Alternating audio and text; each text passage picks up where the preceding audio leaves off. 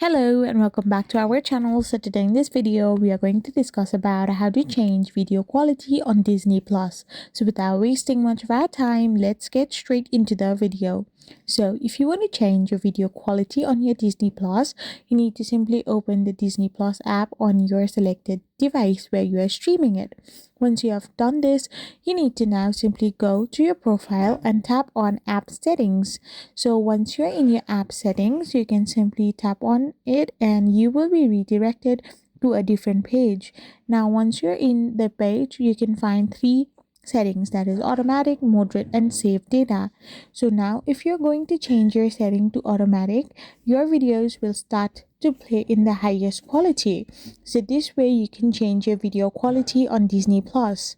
I hope you found this video helpful. So don't forget to hit that subscribe button and do give us a thumbs up. We will be back again with more informative videos. Thank you for watching and stay tuned for our next video.